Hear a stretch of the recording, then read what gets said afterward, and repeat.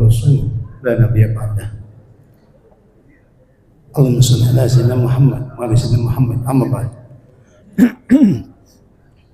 Bapak-bapak, ibu-ibu, jamaah salat subuh yang dikenal Allah Subhanahu wa taala. Pertama-tama mari sama-sama kita panjatkan puji serta syukur kita kepada Allah Subhanahu wa taala atas limpahan rahmatnya, karunia-Nya serta nikmat yang tak hingga kepada kita semua, terutama nikmat iman Islam, nikmat sehat walafiat, dan juga kita nikmat masih diberikan umur panjang sehingga kita masih diberikan sisa waktu kita untuk diisi dengan ibadah kepada Allah Subhanahu wa taala. Salat ring salam semoga selalu tercurahkan kepada junjungan kita Nabi Agung Nabi Muhammad sallallahu alaihi wasallam, juga kepada keluarganya, para sahabatnya, dan para pengikutnya yang setia menjalankan risalah kenabian dari baginda Nabi Muhammad sallallahu alaihi wasallam.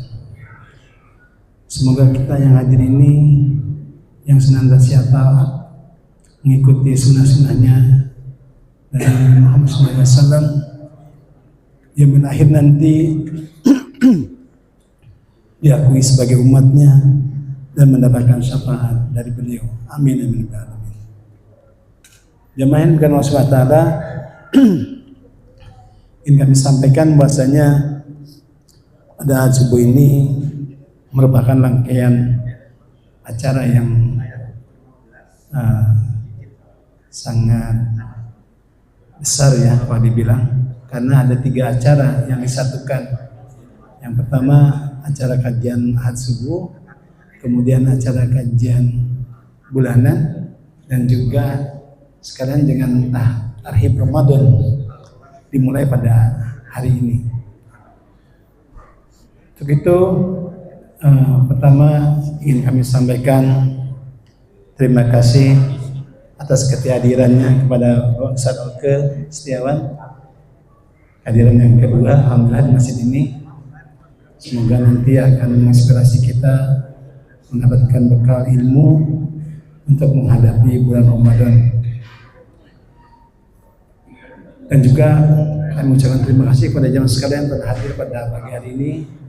Alhamdulillah cukup banyak sekali yang hadir, terutama juga kepada PIC acara ini, yaitu dari Majelis Taklim RT 08 dan RT 09. Alhamdulillah telah hadir dan mempersiapkan acara ini dengan sebaik-baiknya. Baik jamaah sekalian, kita buka saja acara kajian pada subuh hari ini dengan sama-sama kita bacakan basmalah. Bismillahirrahmanirrahim.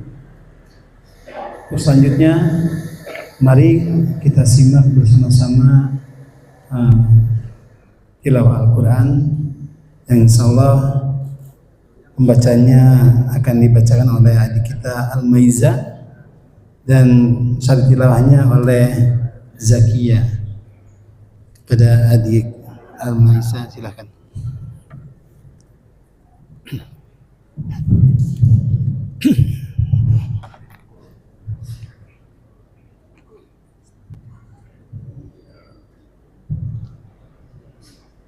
A'udzu billahi minasy syaithanir rajim. Bismillahirrahmanirrahim.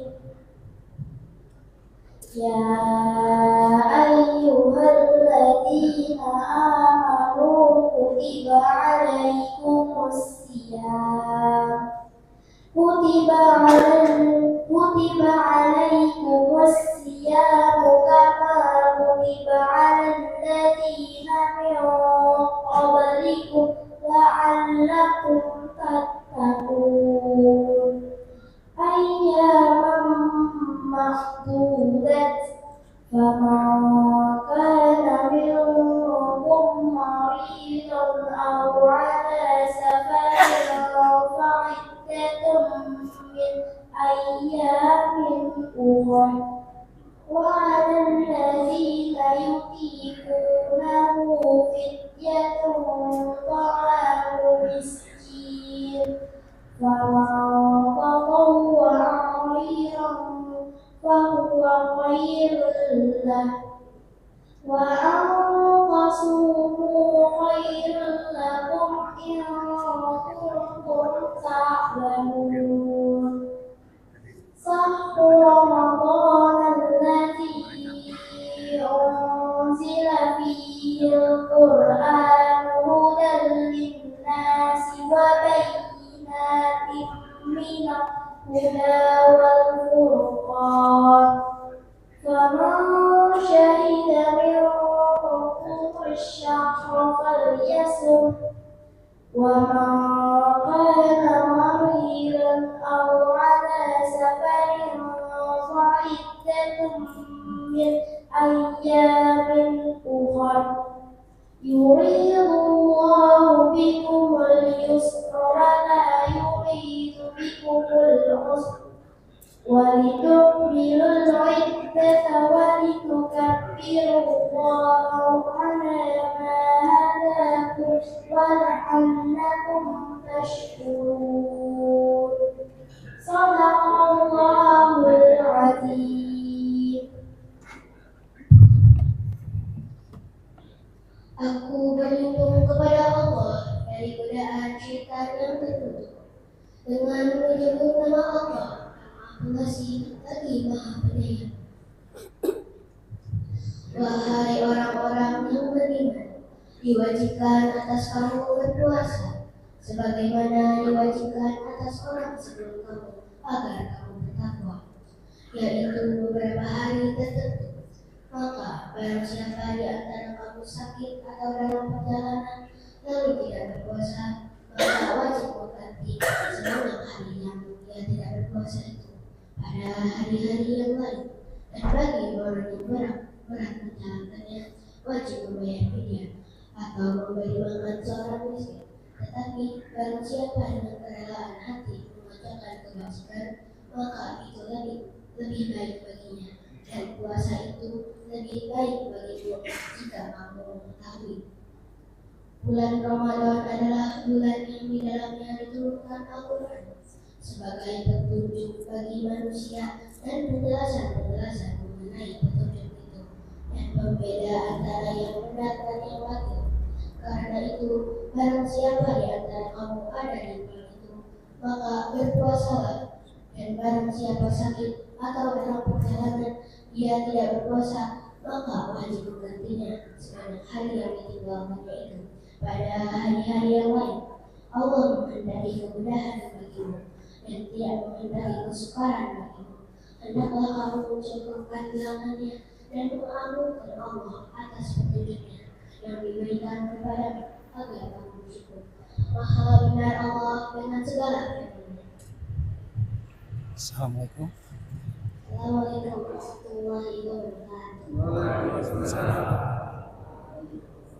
Alhamdulillah, dan terima kasih kepada adik Almaiza dan Zakia. Terima kasih. Semoga kita semua yang telah mendengarkan dan menyimak pembacaan tilawah tadi mendapatkan rahmat dari Allah Subhanahu wa taala, khususnya kepada adik kita yang membacakan. Terima kasih adik. Silakan kalau mau kesini.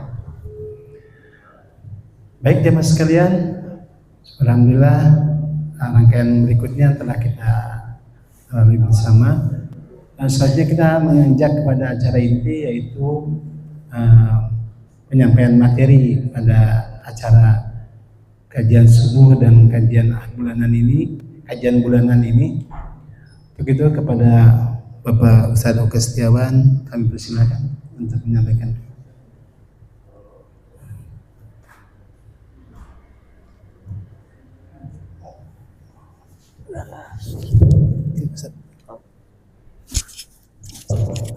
Ya.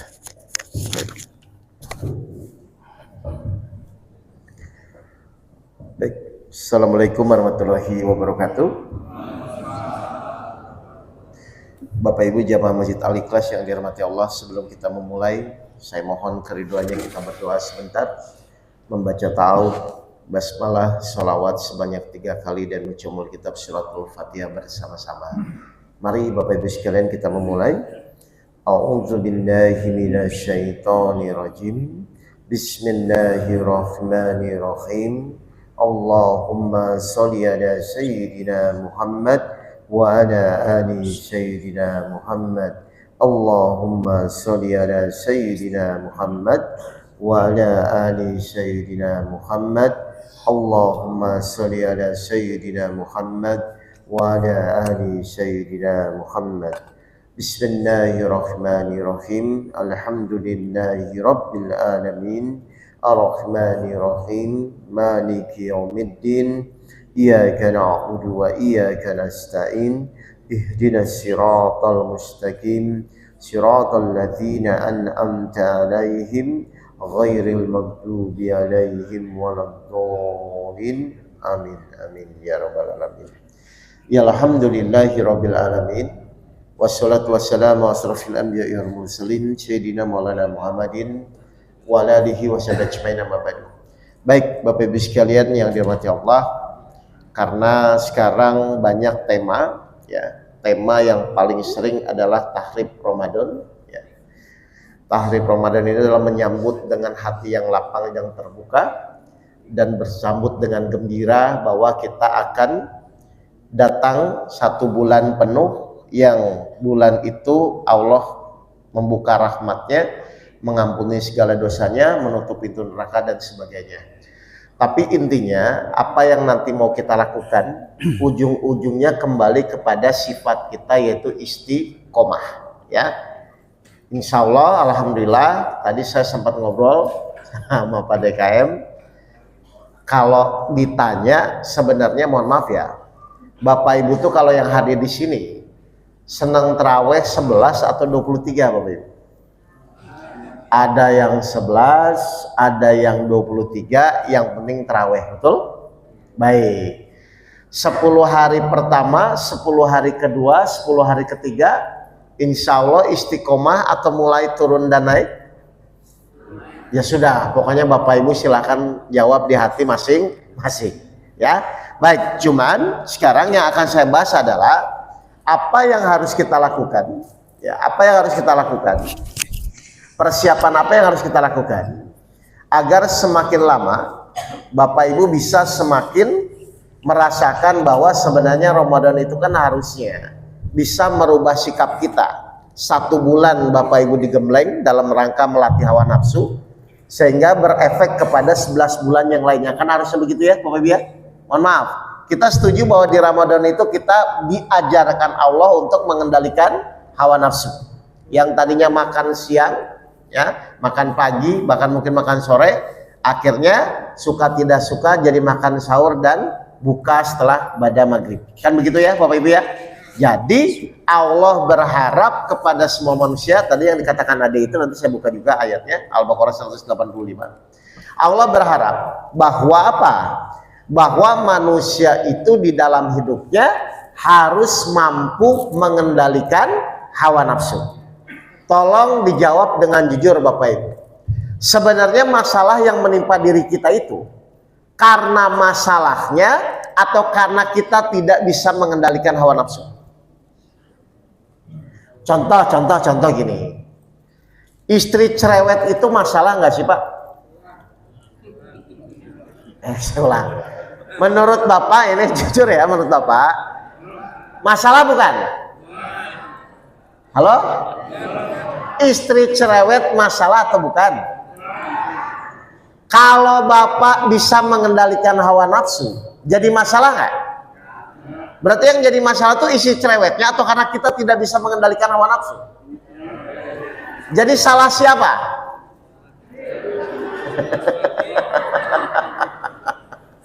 Paham ya Bapak Ibu ya? Jadi intinya kalau saya perhatikan, sebenarnya tidak akan apapun yang menimpa kita menjadikan masalah kalau memang kita bisa mengendalikan hawa nafsu kita. Bahkan mohon maaf, Allah itu sampai berjanji, jika seorang hamba, seorang manusia bisa mengendalikan hawa nafsunya, maka Allah siapkan apa? Surga yang Allah sudah siapkan untuk orang-orang yang bisa mengendalikan hawa nafsu. Apa dasarnya? Surat 79 ayat 40 dan 41. Nanti saya jawab. Ya, silakan. Surat Surat 79 An-Nazi'at ayat 40 dan 41. Ya. Dan adapun orang-orang yang takut kepada kebesaran Tuhannya dan menahan diri dari keinginan hawa nafsunya, maka sungguh surgalah tempat tinggalnya. Pakai arung dulu bentar. Coba. A'udzu billahi minasy syaithanir rajim. Wa amma man khafa maqama rabbih wa nahan nafsa 'anil hawa fa innal jannata hiyal ma'wa. Baik, perhatikan Bapak Ibu, silakan Pak Anas. Dan adapun orang-orang yang takut kepada kebesaran Tuhannya dan menahan diri dari keinginan hawa nafsunya. Jadi memang perintah mengendalikan atau menahan hawa nafsu itu adalah perintah Allah Bapak Ibu. Mohon maaf, setiap perintah Allah kira-kira harusnya ada manfaatnya nggak untuk diri kita? Pasti ada. Makanya harusnya Bapak Ibu saat menjalankan perintah Allah itu tuh dengan kesadaran atau paksaan. Saya ulang, setiap perintah Allah menurut Bapak Ibu itu ada nggak manfaatnya untuk diri kita atau untuk Allah? Pasti ada untuk diri kita kan? Nah berarti harusnya Bapak Ibu saat menjalankan perintah Allah itu tuh dengan kesadaran atau paksaan harusnya. Kesadaran karena memang pasti ada manfaatnya untuk kita. Salah satu perintah Allah adalah menahan atau mengendalikan hawa nafsu. Maka apa yang Allah siapkan kepada orang-orang yang mau mengendalikan hawa nafsu? Silakan Ustaz. 41-nya. Maka sungguh surgalah tempat tinggalnya. Berarti kesimpulannya apa? Ternyata orang-orang yang bisa mengendalikan hawa nafsunya itu benar-benar Allah siapkan hadiah atau rewardnya. Jadi setiap Bapak Ibu menjalankan perintah Allah, insya Allah pasti ada kebaikan-kebaikan, meskipun mungkin saat menjalankan mungkin Bapak Ibu berat. Contoh. Puasa kalau hari pertama, hari kedua, hari ketiga, menurut Bapak Ibu berat atau ringan? Berat ya? Bahkan mungkin 10 hari agak berat. Tapi setelah hari ke-12, ke-13, sampai hari terakhir, akhirnya jadi terbiasa, betul? Sebenarnya sama saja Bapak Ibu. Menurut Bapak Ibu sabar itu berat atau ringan? Halo? Mungkin pertama, kedua, ketiga kalau Bapak Ibu belum berlatih mungkin berat. Tapi setelah terbiasa insya Allah harusnya menjadi tidak berat. Berarti kesimpulannya apa? Sebenarnya tidak ada perintah Allah yang berat kalau memang Bapak Ibu mulai membiasakan diri melakukan sesuatu secara istiqomah. Dan saya yakin Bapak Ibu mau yang sulit mau yang tidak pun pasti harusnya 30 hari dalam puasa, dalam Ramadan harusnya bisa. Betul? Pertama mungkin malu sama anak kalau nggak puasa, yang kedua sama teman, dan yang ketiga memang kesadaran kita di dalam kita melakukan ibadah kepada Allah. Nah hari ini saya akan membahas sesuai temanya. Ya, temanya adalah apa? Sambut Ramadan dengan ilmu, iman, dan amal yang terbaik. Baik, sekarang kita masuk kata kunci dari apa yang harus dilakukan dan apa yang harus kita jalani dalam proses Ramadan dan setelah Ramadan. Ya, mohon maaf, kita buka lagi tadi di surat Al-Baqarah 185. Karena ini terlalu panjang, waktunya mepet, artinya saja kalau gitu. Ya. Surat 2 Al-Baqarah ayat 185. Saya akan ngambil satu garis bawahi yang nanti itu jadi patokan Bapak Ibu di dalam menjalani ikhtiar ya. Silakan. Bulan Ramadan adalah bulan yang di dalamnya diturunkan Al-Quran sebagai petunjuk bagi manusia dan penjelasan-penjelasan mengenai petunjuk itu. Baik, terus? Dan pembeda antara yang benar dan yang batil. Oke, ini saya sederhanakan, yang benar berarti berpuasa, yang batil berarti tidak berpuasa. Begitu aja ya, gampangnya seperti itu. Terus? Karena itu, barang siapa di antara kamu ada di bulan itu, maka berpuasalah. Baik, jadi perintah berpuasa itu wajib atau tidak Bapak Ibu? Wajib ya? Baik, terus?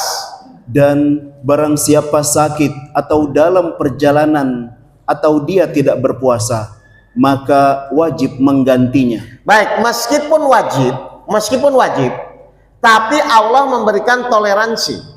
Kalau sakit, kalau uzur, maka silahkan Bapak Ibu tidak berpuasa. Berarti pasti ada toleransinya ya Bapak Ibu ya. Perhatikan sikap Allah itu seperti apa. Ini yang mau saya garis bawahi. Terus, sebanyak hari yang ditinggalkannya itu pada hari-hari itu yang lain. terus Allah menghendaki kemudahan bagimu dan tidak menghendaki kesukaran bagimu. baik, tolong Bapak Ibu garis bawahi ya. Allah menghendaki kemudahan bagimu, tidak menghendaki kesulitan bagimu. Berarti pertanyaan saya, Allah tuh senang memudahkan atau mempersulit? Memudahkan ya. Sekarang saya tanya, berarti sebenarnya untuk menyelesaikan masalah hidup itu mudah atau sulit? Kok jadi beda? Saya ulang. Di ayat ini kita garis bawahi, Allah menghendaki kemudahan bagimu, tidak menghendaki kesulitan bagimu. Berarti sebenarnya Allah tuh senang kemudahan atau kesulitan? Bapak Ibu pun dalam hidup senangnya kemudahan atau kesulitan? Kemudahan. Sekarang saya tanya, memaafkan orang lain itu mudah atau sulit, Ibu? Ibu dulu saya mau tanya. Bu, memaafkan orang lain itu mudah atau sulit? Hah? Suami selingkuh dimaafkan?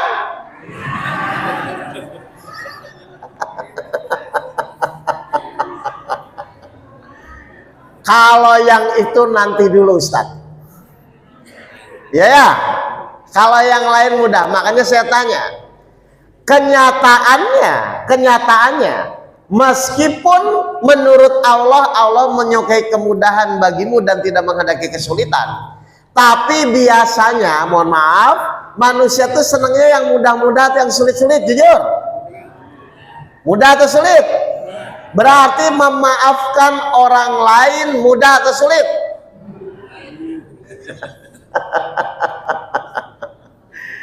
Nah, ini kan kelihatan kontradiktif ya, berbeda antara apa yang Allah inginkan dengan yang kita inginkan. Allah menyukai kemudahan, tapi belum tentu manusia itu menyukai kemudahan. Kenapa? Karena ternyata manusia itu selain diberikan iman, dia pun diberikan yang namanya hawa nafsu. Makanya akhirnya sesuatu yang mudah ketika manusia dikuasai hawa nafsu, akhirnya jadi sulit, Pak. Gini aja lah, nggak usah jauh-jauh. Suami istri salah paham berantem. Kira-kira setelah berantem itu langsung memaafkan atau nunggu 3 hari? Atau nunggu sampai lebaran? Mengerti nggak nih Bapak Ibu? Artinya apa? Ternyata meskipun hal itu mudah, tapi belum tentu semua orang bisa melakukan. Padahal dalam rangka menyambut Ramadan, kalau kita ingin ibadah dengan baik, kualitas kita ingin meningkat, yang pertama apa? Membersihkan hati. Salah satu cara membersihkan hati adalah saling memaafkan. Berarti saling memaafkan itu mudah atau sulit? Mudah kalau niatnya karena Allah, sulit kalau niatnya hanya karena ego pribadi. Dan suka tidak suka ternyata kan begitu Bapak Ibu. Sekarang saya kupas, ada amalan yang paling mudah, yaitu memaafkan, tapi kedudukannya mulia di sisi Allah.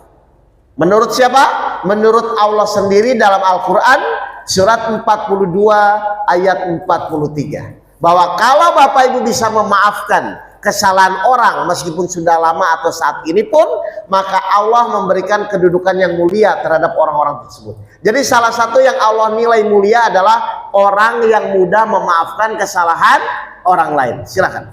Surat 42 Asy-Syura ayat 43. Baik, amalan yang sebenarnya kelihatan mudah dan Allah siapkan kemuliaan, tapi kadang-kadang kita sulit untuk menjalani. Silakan. Tetapi barang siapa bersabar dan memaafkan, sungguh yang demikian itu termasuk perbuatan yang mulia. Nah, jadi ternyata Bapak Ibu mohon maaf, memaafkan kesalahan orang, ya, atau kita saling memaafkan, itu Allah menilai bahwa perbuatan itu perbuatan mulia. Berarti saya tanya ya Bapak Ibu ya, berarti kalau nanti suami salah atau istri salah, Bapak Ibu mau nggak memaafkan karena Allah?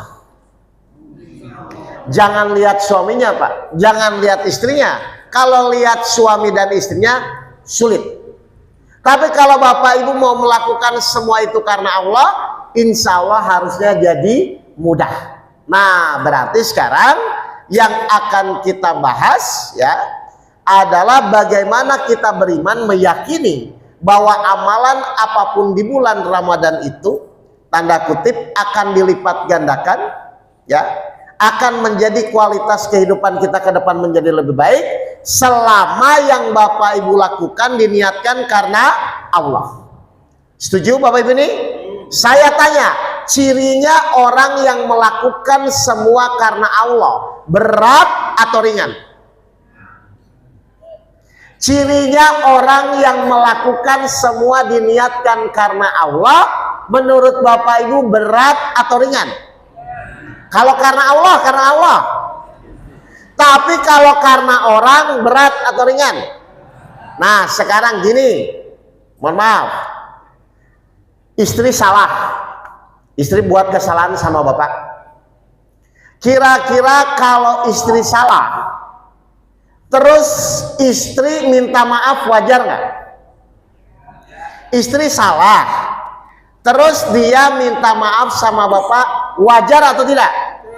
Oke, sekarang istri salah, Bapak yang minta maaf, wajar atau luar biasa? Pernah begitu Pak?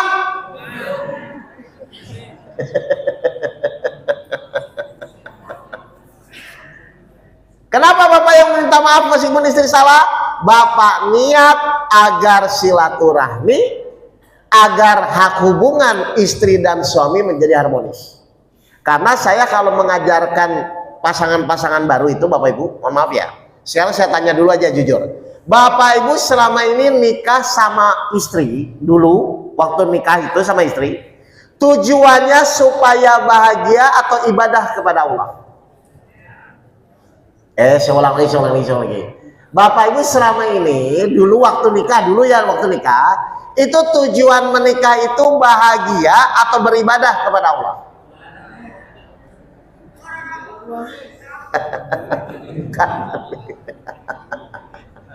Saya ulang. Bapak Ibu dulu waktu nikah sama suami sama istri itu tujuannya bahagia atau ibadah kepada Allah. Karena ini beda. Oke, saya jelaskan ya. Kalau Bapak Ibu tujuannya bahagia, ketika pasangan kita tidak sesuai dengan yang kita inginkan, jadi bahagia atau kecewa? Kecewa, karena memang tujuannya bahagia. Tapi kalau Bapak Ibu niatnya ibadah, berarti ketika pasangan kita tidak sesuai dengan apa yang kita inginkan, menjadi masalah atau sarana ibadah. Jadi ternyata berbeda Bapak Ibu. Niat awal dalam menikah itu sangat penting. Dan kebanyakan pasangan, bahkan mungkin pasangan muda atau anak-anak Bapak Ibu ya yang sudah nikah, itu kebanyakan itu menikah itu tujuannya bahagia. Salah ya Bapak Ibu ya.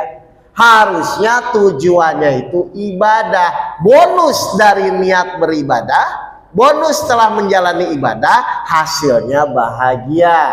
Kenapa bahagia? Karena apapun yang ada di hadapan mata kita, kekurangan pasangan kita, itu intinya menjadi sarana ibadah, bukan permasalahan yang menjadi selama ini menjadi beban untuk kita. Jadi dari awal ternyata niat itu begitu penting. Sebagai apa? Sebagai jalur atau petunjuk nanti ke depannya. Jelas Bapak Ibu ini ya? Nah sekarang sama, Bapak Ibu saling memaafkan, tujuannya ibadah atau Bapak Ibu kalah atau menang? Karena kebanyakan gitu, nggak bisa dong Ustadz, kan saya yang benar, dia yang salah, masa saya yang minta maaf? Sering nggak begitu Bapak Ibu? Nah itu yang membuat akhirnya hubungan antara suami istri menjadi terhambat. Nah jadi kalau misalnya Bapak Ibu perhatikan, kebanyakan orang sebenarnya merasa berat itu bukan karena perintahnya, tapi karena apa Pak, Bu? Hawa nafsunya. Makanya Allah menurunkan bulan Ramadan itu untuk apa tujuannya?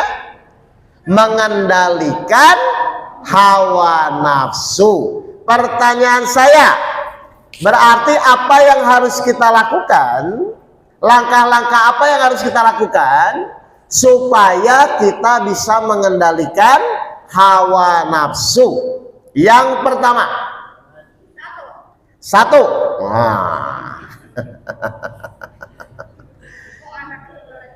Satu, langkah yang pertama apa dalam mengendalikan hawa nafsu? Al-Baqarah 225. Silakan Ustaz. Surat 2 Al-Baqarah ayat 225. Ya.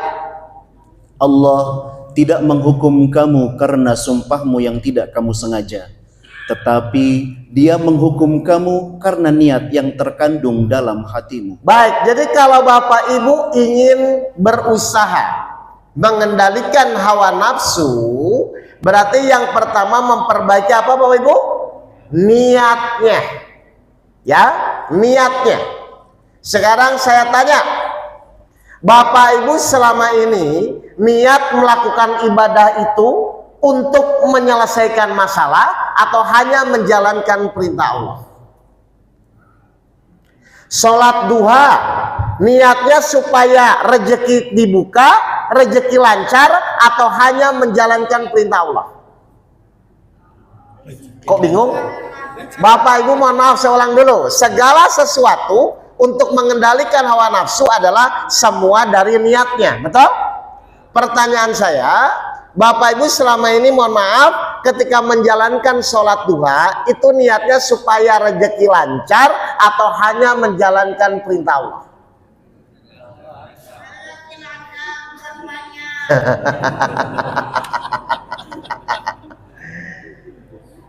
Jelas ini Bapak Ibu? Berarti yang harus diluruskan, saya sholat duha hanya menjalankan perintah Allah. Janji Allah kepada orang yang sholat duha, dibukakan rezeki. Jadi Bapak Ibu ketika niat dalam ibadah, luruskan niat hanya menjalankan perintah Allah. Tapi janji Allah kepada orang yang sholat duha, dibukakan rezeki. Jadi tolong dipisah antara niat dan janji. Jelas ini Bapak Ibu nih? Jadi cara untuk mengendalikan hawa nafsu ternyata pentingnya kita meluruskan niat. Atau yang kedua, Bapak Ibu berdoa itu tujuannya supaya dikabulkan atau hanya menjalankan perintah Allah? Padahal berdoa itu perintah atau bukan? Berdoa itu perintah atau bukan? Kok Bapak Ibu bingung? Al-Baqarah 186. Mari kita buka. Surat 2 Al-Baqarah ayat 186. Maka kita perhatikan ya, berdoa itu perintah atau bukan?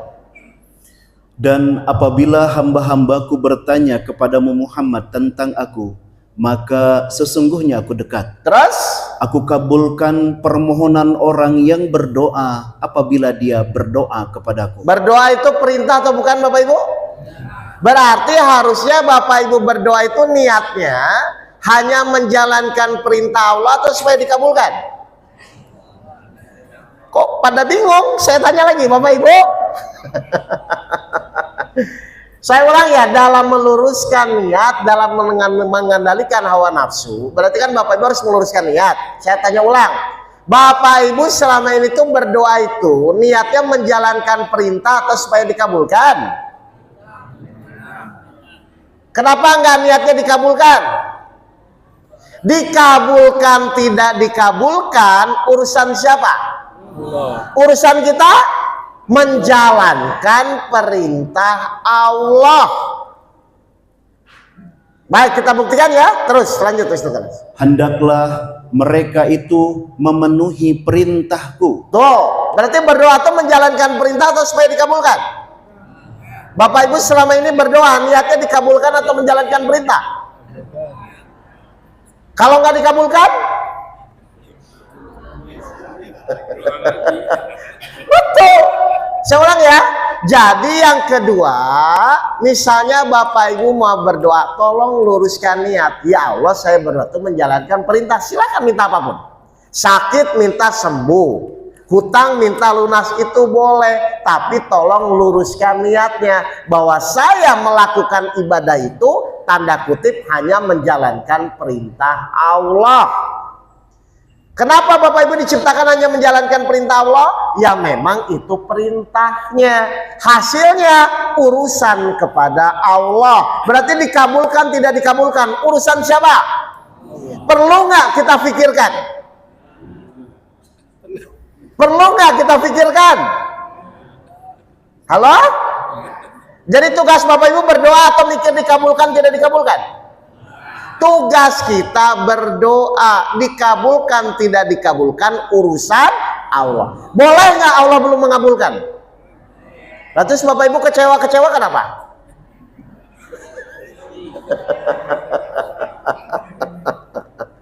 Baik ya, jadi yang kedua contohnya adalah berdoa. Jadi untuk mengendalikan hawa nafsu, yang pertama adalah meluruskan niat. Lalu yang kedua, bagaimana agar kita bisa mengendalikan hawa nafsu? Ternyata kalau Bapak Ibu yakin kepada Allah, ya, yakin kepada Allah, insya Allah Bapak Ibu akan bisa lebih kuat untuk bisa mengendalikan. Contoh. Di dalam hidup ini, Bapak Ibu tuh yakin nggak bahwa setiap permasalahan itu pasti akan ada jalan keluarnya? Yuk, kok ragu-ragu ini Bapak Ibu? Di dalam hidup ini, Bapak Ibu tuh yakin nggak bahwa setiap permasalahan pasti ada jalan keluarnya? Yakin? Baik. Betul? Apa yang Bapak Ibu yakini dari Allah? Kalau memang setiap kesulitan itu akan ada kemudahan? 10 ayat 55. Silakan. Surat 10 ayat 55. Baik, kita lihat. Ketahuilah, sesungguhnya milik Allah lah apa yang ada di langit dan di bumi. Terus, Bukankah janji Allah itu benar? bukankah janji Allah itu benar? Allah ini bertanya kepada siapa Bapak Ibu? Bukankah janji Allah itu benar? Berarti Allah bertanya kepada siapa? Kepada kita. Kita percaya nggak Allah kalau sudah berjanji pasti benar? Ibu percaya janji Allah? Janji suami?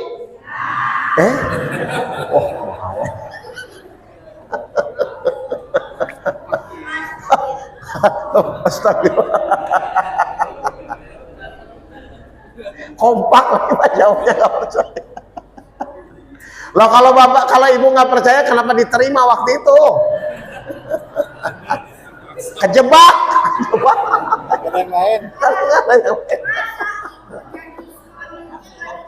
Iya ya. Nah, tuh. Baik, yang kedua ya. Cara mengendalikan hawa nafsu adalah kita harus mulai yakin bahwa apapun yang Allah janjikan di dalam Al-Quran, insya Allah pasti benar dan pasti terjadi. Apa salah satu janji Allah dalam Al-Quran? 94 ayat 5 dan ayat 6. Ini Bapak Ibu familiar kok. Surat 94 ayat 5 dan ayat 6. Ya, silakan. Maka sesungguhnya bersama kesulitan ada kemudahan. Terus? Sesungguhnya bersama kesulitan ada kemudahan. Saya tanya ya, Bapak Ibu dengar ayat ini tuh dari dulu ya atau tidak? Ya, dari dulu ya. Ini maksudnya apa Bapak Ibu? Ketika Allah berfirman bersama kesulitan akan ada kemudahan. Setiap kesulitan apapun yang menimpa Bapak Ibu, menurut Allah pasti ada kemudahan nggak? Bapak Ibu percaya nggak? Kira-kira kalau Allah akan menguji kita, kira-kira kalau Allah ingin menguji keimanan kita, berarti Bapak Ibu tuh harus dikasih kemudahan atau kesulitan? Kira-kira kalau Allah ingin menguji keimanan kita, ingin menguji nih keimanan kita, harusnya Allah itu memberikan kemudahan dulu atau kesulitan dulu? Kesulitan kan? Supaya Bapak Ibu pusing atau supaya Bapak Ibu yakin? Bapak Ibu pas menghadapi kesulitan selama ini, yakin atau pusing?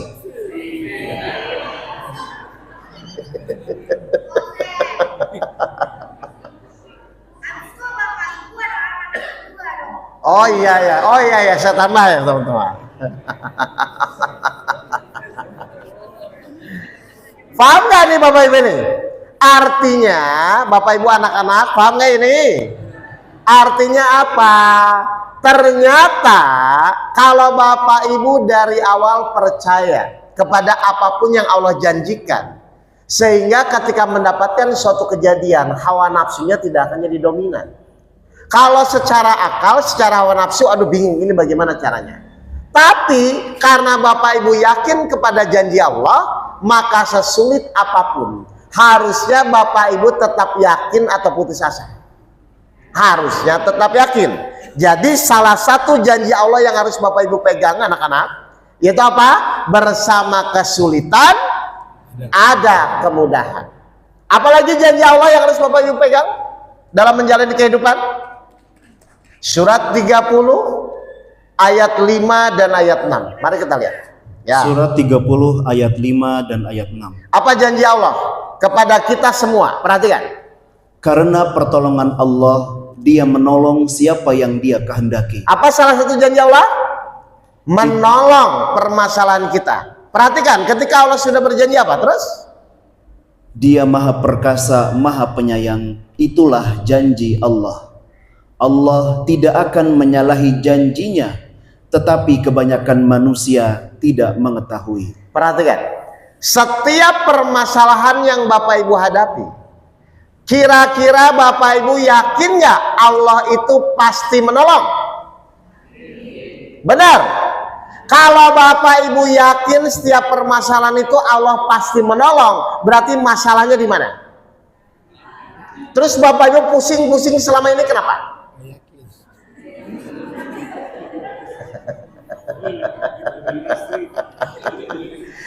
Coba Ustaz Anas ulang lagi. Ini karena pertolongan Allah, Dia menolong siapa yang Dia kehendaki. Karena pertolongan Allah, Dia menolong siapa yang Dia kehendaki. Yang yakin atau yang pusing? Bapak Ibu ketika punya masalah tuh yakin atau pusing? Atau yakin pusing?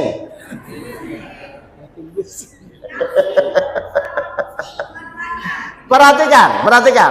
Berarti yakin dan tidak yakin pilihan atau takdir? Yakin dan tidak yakin pilihan atau takdir? Ujiannya? Yakin dan tidak yakin pilihan. Ujiannya? Ujiannya takdir atau pilihan? Ujiannya takdir. Ujiannya takdir ya. Tapi sikap yakin dan tidak yakinnya itu pilihan. Pertanyaan saya, yang membuat Bapak Ibu nggak yakin sama Allah itu apa? Ayo saya tanya. Yang membuat Bapak Ibu tidak yakin sama Allah ada atau tidak? Atau adakah sifat Allah yang meragukan sehingga Bapak Ibu kurang meyakini Allah? Kalau tidak ada, kenapa ketika Bapak Ibu diuji?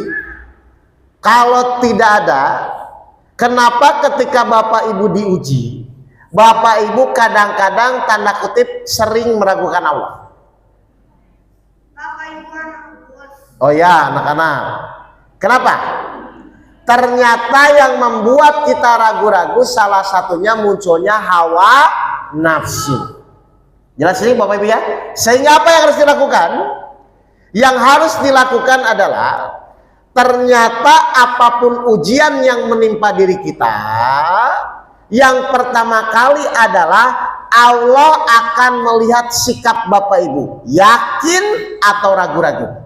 Dan kebanyakan adalah orang ketika diuji biasanya bukan yakin tapi ragu-ragu. Apa cirinya? Saya tanya nih, saat Bapak Ibu diberikan ujian, biasanya Bapak Ibu mikir dulu atau yakin dulu? Mikir apa? Nah, solusi apa ya? Saya tanya, solusi itu diberi atau dicari? Solusi itu diberi atau dicari? Kok bingung Bapak Ibu? 65 ayat 2. Wah, harus saya jelaskan dulu ini. Surat 65 ayat 2. Ini Bapak Ibu sering kok ayatnya dengar. 65 ayat 2. Perhatikan, solusi itu dicari atau diberi? Bawahnya aja Ustaz. Ya. Barang siapa bertakwa kepada Allah, niscaya Dia akan membukakan jalan keluar baginya. Barang siapa bertakwa kepada Allah, niscaya Dia akan membukakan jalan keluar. Berarti solusi itu dicari atau diberi? Setelah apa?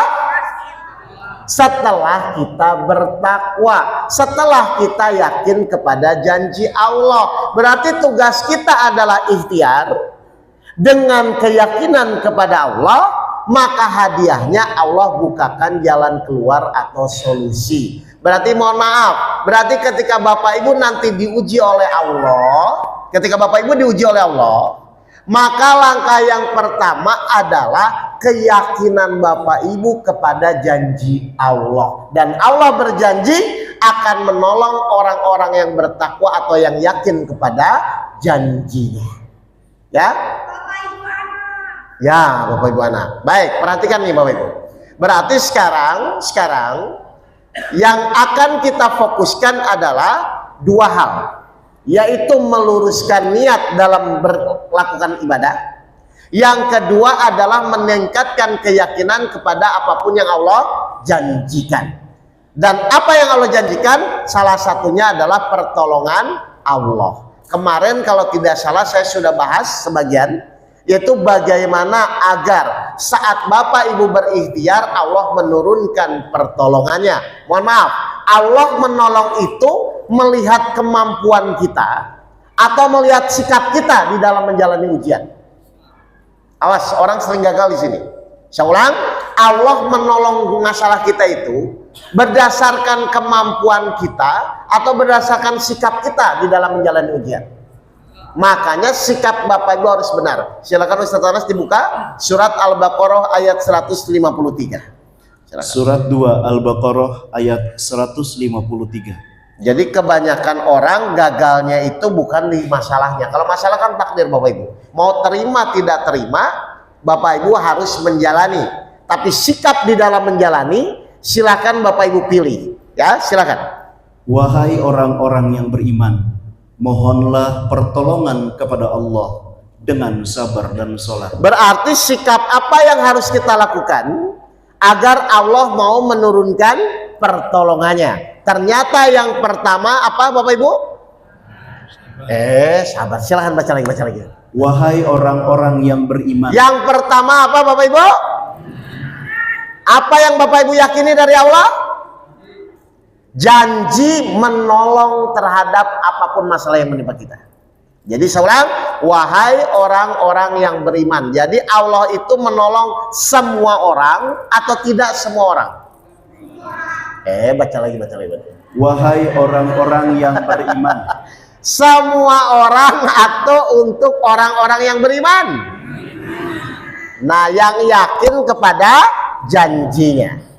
Setelah Bapak Ibu yakin bahwa Allah pasti menolong, maka langkah yang kedua harus apa? Coba baca lagi.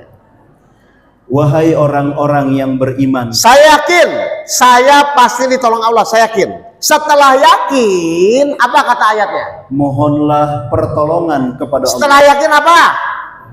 Berdoa, ya Allah tolong masalah sakit saya.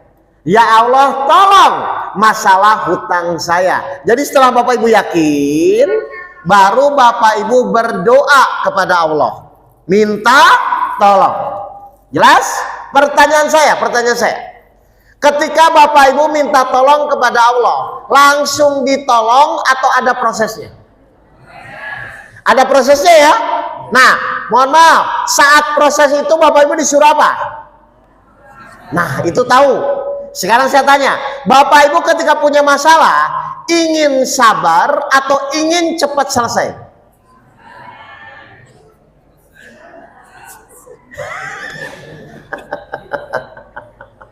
Ustaz baca lagi, baca.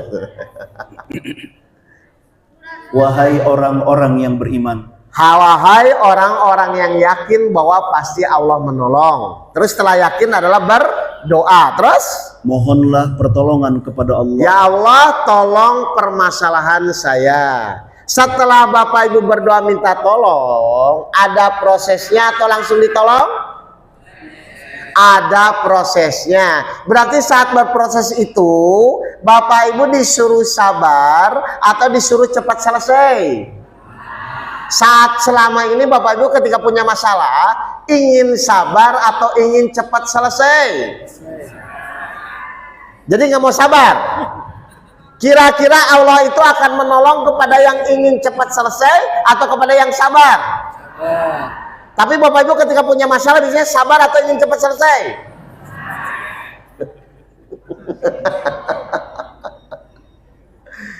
Akhirnya apa? Semua masalah akan menjadi masalah kalau Bapak Ibu tidak sabar.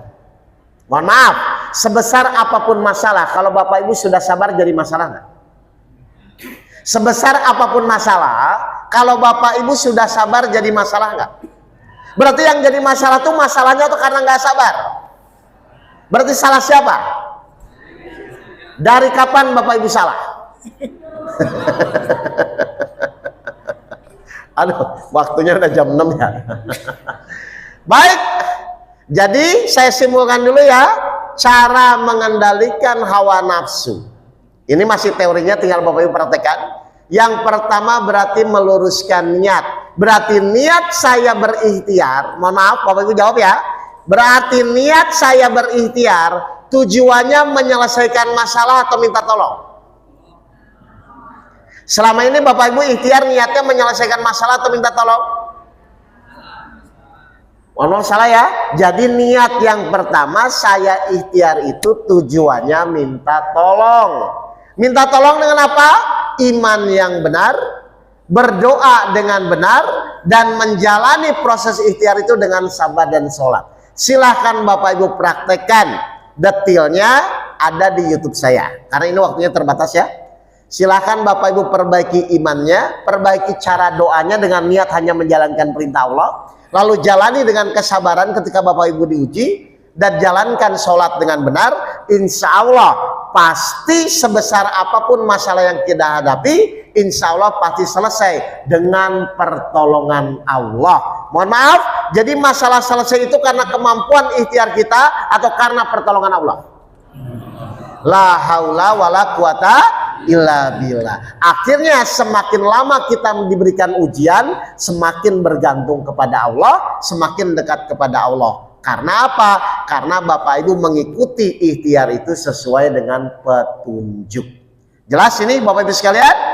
Baik, kalau jelas saya buka sesuai tadi obrolan dengan pertanyaan. Kalau memang ada yang bertanya. Nah, Silakan Bapak Ibu yang sangat Adek, ada pertanyaan, Dek? Anak-anak, ada pertanyaan?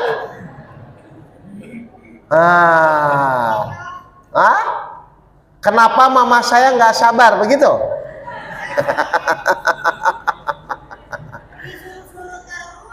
Nah, disuruh-suruh terus katanya. Ini curhat langsung ya. Nah, kalau nanti mama nyuruh-nyuruh terus, sikap adek gimana? Emosi atau sabar kalau ingin disayang Allah? Halo? Sabar. Ya sudah ya, sabar aja ya. Ya.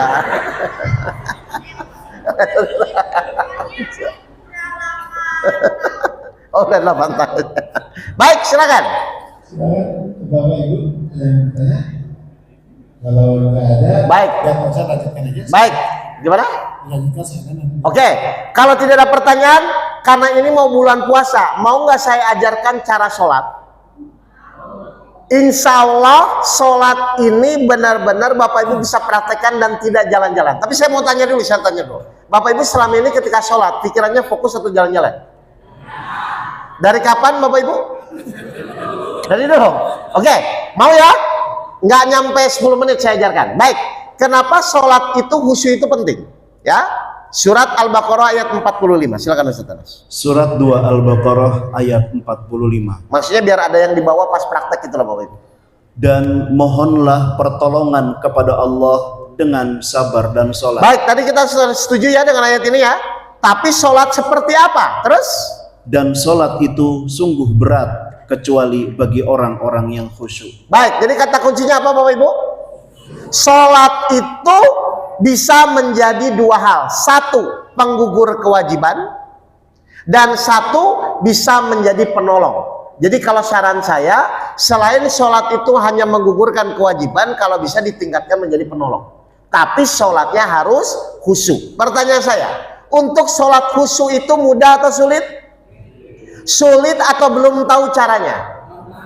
Nah, jadi sekarang saya langsung saja ajarkan kalau tidak pertanyaan, bagaimana nanti Bapak Ibu praktek sholat, minimal pikirannya tidak jalan-jalan. Berkenan ya? Nanti kalau misalnya pas saya sudah ajarkan, Bapak Ibu masih pikiran jalan-jalan, angkat tangan saja. Ustadz, saya masih jalan-jalan. Insya Allah keluar dari pintu ini, sholatnya tidak jalan-jalan. Berkenan ya? Baik, sekarang kita akan mulai. Bagaimana agar pas sholat, minimal pikiran kita fokus tidak jalan-jalan. Baik, pertanyaan saya, sholat yang benar itu, jasmani dan ruhani, atau jasmani dan pikiran? Sholat yang benar itu, jasmani dan ruhani, atau jasmani dan pikiran? Kok bingung? Ya, sholat yang benar itu jasmani dan ruhani atau jasmani dan pikiran? Jasmani dan pikiran.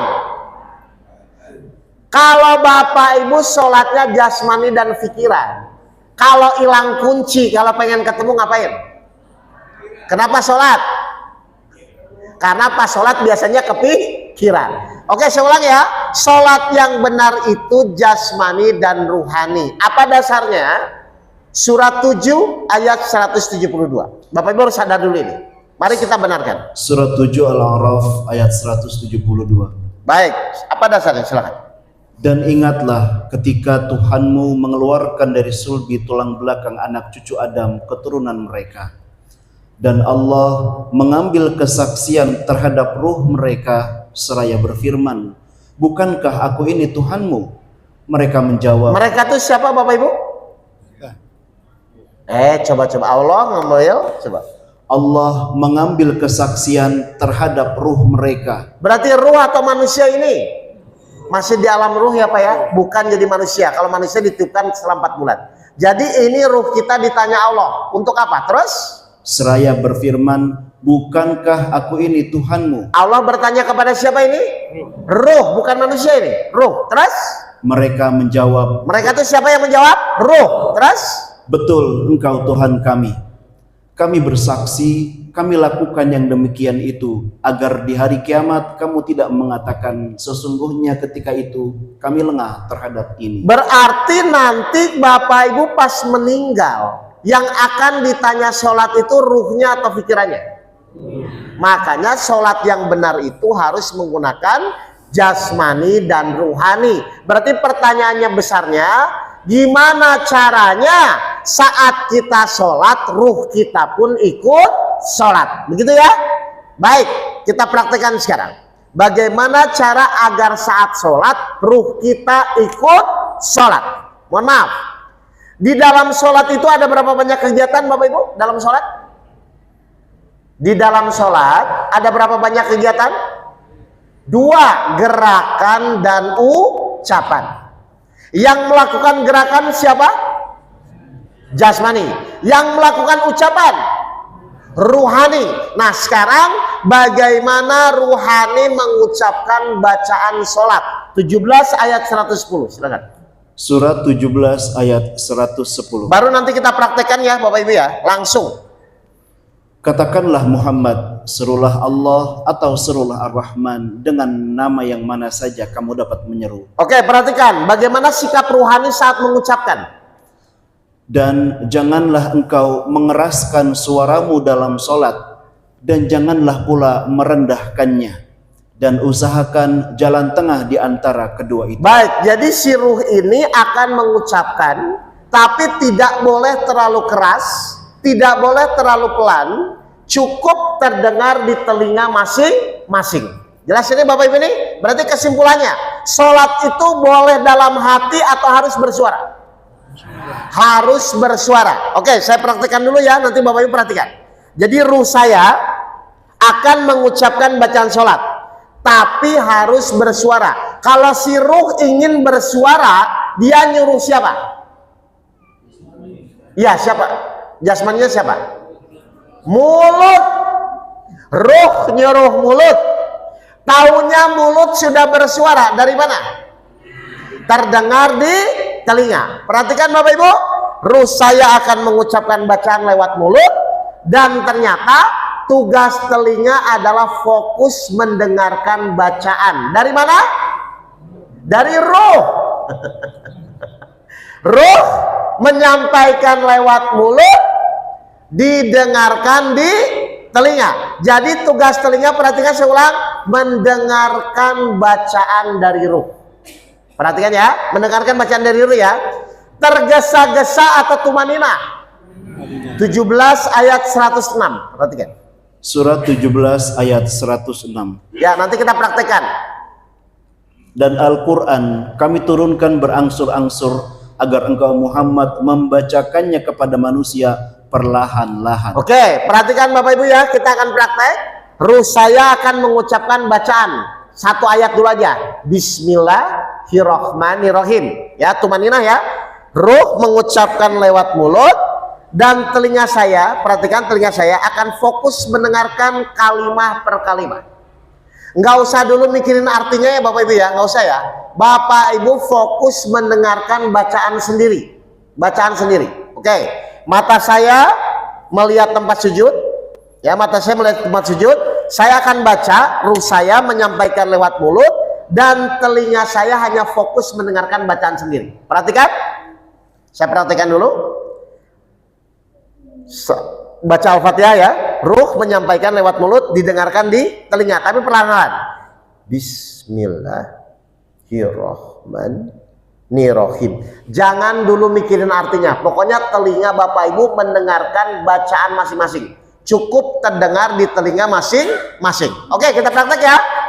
Hitungan ketiga Bapak Ibu praktek ya. Dengarkan masing-masing bacaannya. Mulutnya masing-masing ya. Bismillahirrahmanirrahim. Dengarkan telinganya masing-masing. Siap ya? Siap. Hitungan ketiga Bapak Ibu praktekkan. Siap. 1, 2, 3. Silahkan sampaikan, telinganya fokus mendengarkan bacaannya masing-masing. Silahkan.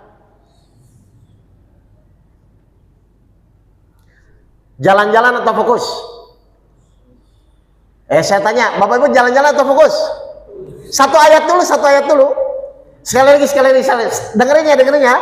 Bismillahirrahmanirrahim. Gitu ya, siap. Dengarkan, telinganya masing-masing. 1, 2, 3. Silakan sampaikan satu ayat, telinga fokus mendengarkan bacaan masing-masing. Jalan-jalan atau fokus? Fokus ya. Baik, sekarang yang kedua, coba sekali lagi. Dengarkan ya telinganya ya. Alhamdulillah Rabbil alamin. Dengarkan telinganya. Siap ya, bacaan kedua. 1, 2, 3. Silakan.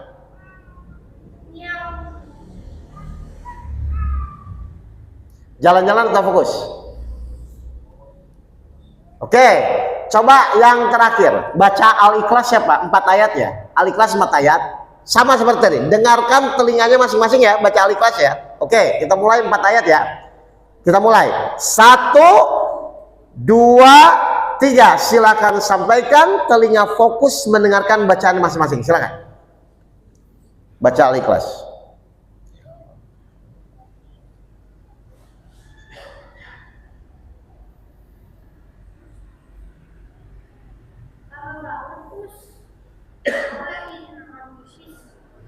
Baik, fokus atau jalan-jalan? Saya ingin tanya dulu. Kalau yang masih jalan-jalan angkat tangan ada nggak? Kalau Bapak Ibu masih jalan-jalan, itu kasusnya dua. Satu, masih tergesa-gesa. Yang kedua, Bapak Ibu kurang fokus mendengarkan bacaan sendiri. Ya, baik, terakhir sebelum saya tutup, baca Al-Fatihah ya sama Pak, Bu. Dengarkan bacaannya masing-masing, jangan tergesa-gesa. Telinganya fokus mendengarkan bacaan sendiri dulu. Baik, ini tahap pertama. Oke, baca Al-Fatihah ya. Coba terakhir, kita mulai. 1, 2, 3. Silakan baca Al-Fatihah. Telinga fokus mendengarkan bacaan masing-masing. Silakan. Mata melihat tempat sujud. Ya.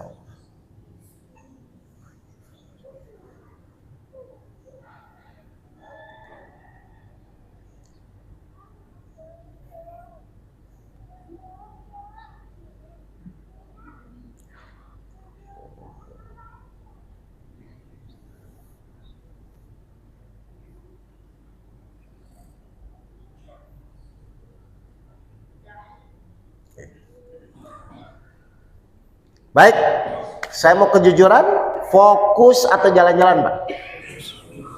Nah, ini tahap pertama ya. Jadi Bapak Ibu praktek seperti itu dulu. Untuk tahap pertama, sholat itu ternyata telinga kita fokus mendengarkan ruh kita. Itu awal aja. Nanti kalau misalnya kapan-kapan ketemu saya akan mengajarkan tahap yang kedua, bagaimana sholat itu merasa diawasi oleh Allah. Tapi latihan yang pertama ya, menyesuaikan dengan jiwa kita sendiri. Jelas ini Bapak Ibu semua? Baik, mungkin itu dulu Bapak Ibu semua. Mohon maaf kalau ada kata-kata saya yang kurang berkenan. Saya kembalikan ke Pak MC, silakan. Terima kasih. Baik, terima kasih Pak Ustadz atas penyampaiannya. Teman-teman sekalian, tadi kita sudah mendengar apa yang disampaikan beliau. Yang pertama tadi menyampaikan bagaimana cara kita mengendalikan hawa nafsu. Itu kita perbaiki diri kita, kemudian yakin dengan janji Allah. Ya. Pastinya insya Allah semuanya akan bisa dikabulkan oleh Allah SWT. Jadi alhamdulillah kita telah mendapatkan tutorial bagaimana cara sholat kita agar bisa diusut. Semoga apa yang saya sampaikan tentunya bisa bermanfaat bagi kita dan dalam kita beribadah kepada Allah SWT. Amin. Terus sebagai informasi saja, nanti setelah syuruk mohon bantuannya di depan ada sarapan. Jadi bapak-bapak yang pulang dulu bisa mengenal sarapan karena panitia sudah berusaha menyiapkannya. Terakhir, mari sama-sama kita tutup saja acara kegiatan pada pagi hari ini dengan sama-sama kita bacakan hamdalah dan doa kafaratul majelis. Alhamdulillahirrahmanirrahim. Subhanallahumma wa bihamdika asyhadu an la ilaha illa anta astaghfiruka wa atubu ilaik. Billahi taufiq wal hidayah. Wassalamualaikum warahmatullahi wabarakatuh. Buat mic.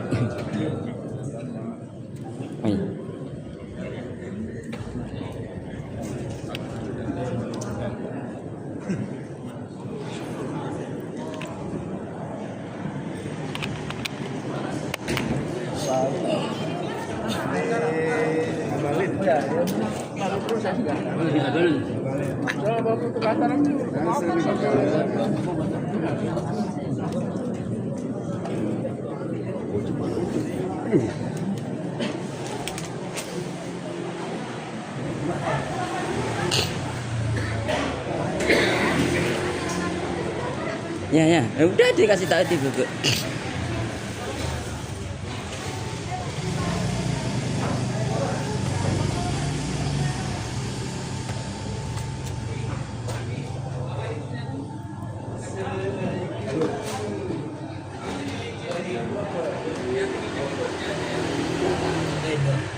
Rekam, tutup.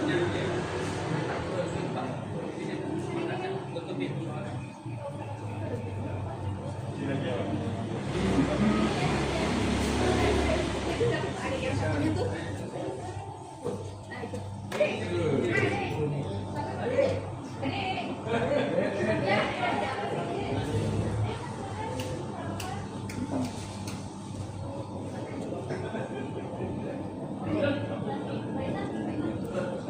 sarapan bubur bro. Sarapan bubur bro. Enggak.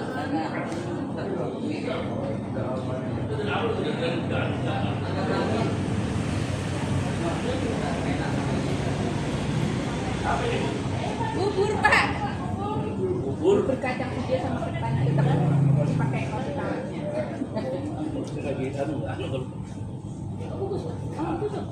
Bukan, saya itu kalau Oh, oh gini aja aku silakan. Pak, apa ini? Apa? Agar-agar. Puding ya. Saya tadi puding kemana nih? Ada tutupnya tadi. Oh, tutupnya mana ya? Ada tutupnya. Ada tutupnya. Ada di bawah. Saya. ada tutupnya ada. Enggak, oh ya. Ya, makasih Pak ya. Sama-sama Pak. Dalam belum tuh Pak. Udah ya? Ya. Sendoknya mana tadi ya? Udah bawa dulu. Udah. Ya.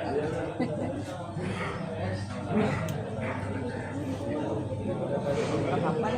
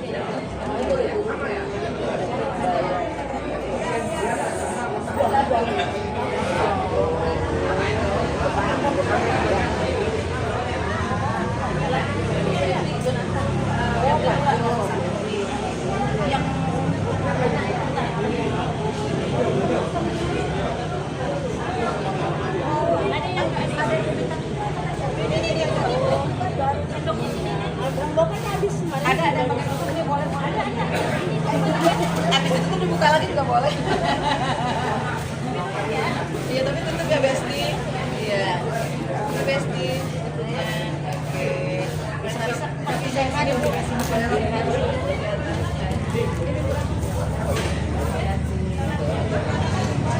terus tahu aja gue mau lewat ya.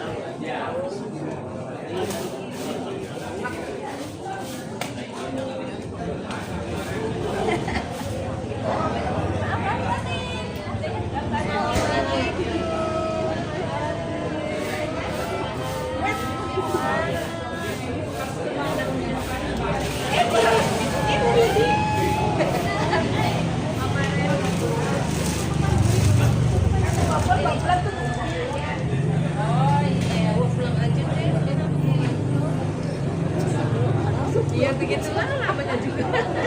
Ya, oke, kita lihat ya. Tadi bareng aku.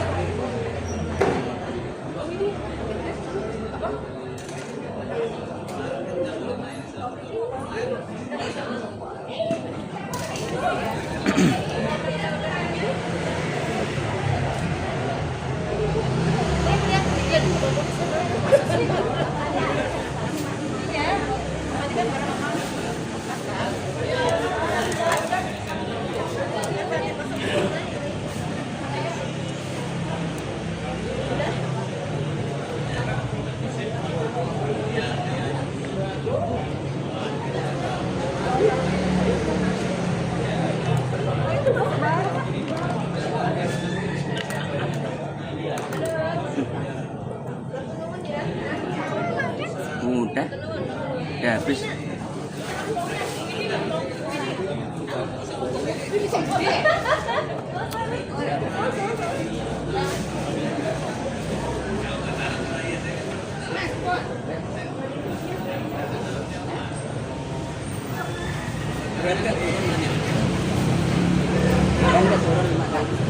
Ada. Berarti keluar ini Bu. Ini bawa. Ini ya. Tak matiin Kalau dhisik. udah pada enggak itu Pak ini ya. Saya bawa aja semuanya ya. Jangan semua ngambil dua aja buat Eh, Burhan. itu loro papat entuk kok. Manggawane